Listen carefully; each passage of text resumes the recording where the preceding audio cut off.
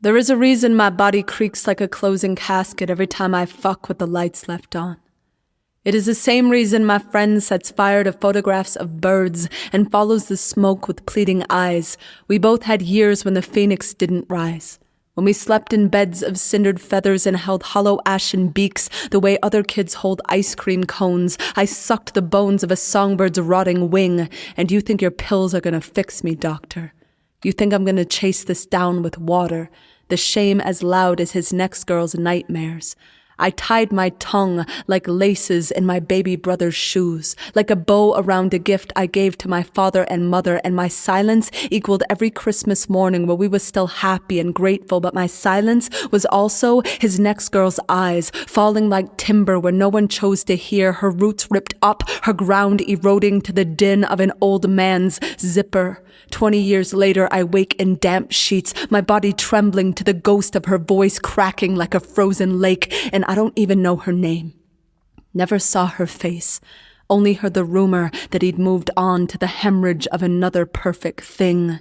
And now here I sing through cinder, through microphones raised like white flags in war zones, through poems I have dug from my throat like fishing hooks. From here I look back at my voice lowered to half-mast, how he must have stood there with his dirty hand on his dirty heart, laughing like a broken levee as his next girl woke with body bags beneath her eyes and enough shame in her gut to give the hurricane her own name. If I could see her face, if I could face the eye of her storm, how would I ever tell her that I speak for a living?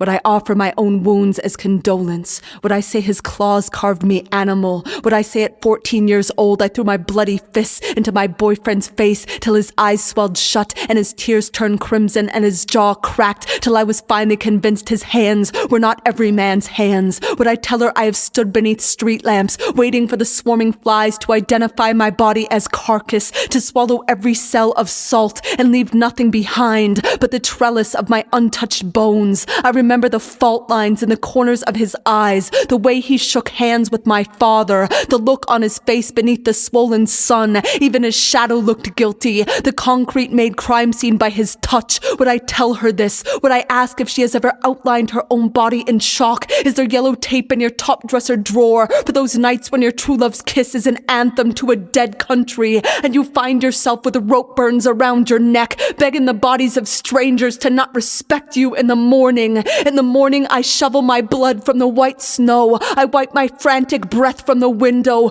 and I bind my breast so that something will hold my breath so tight, not even the air in my lungs could be identified as woman. Woman, are you a carbon copy of myself? Is there a boy inside you painting his cells with the charcoal of cindered feathers so he will never again glow in the dark the way girls do? Woman, if I knew your name, if I could face the eye of your storm and the warning locked in my voice box that never came, would I tell you all of this? And after that, would I ever find the nerve to admit that even if I could, I wouldn't take my silence back? My father owned a gun. He would have blown that man apart. My mother owned a mother's heart. Everything would have broken. Everything but you.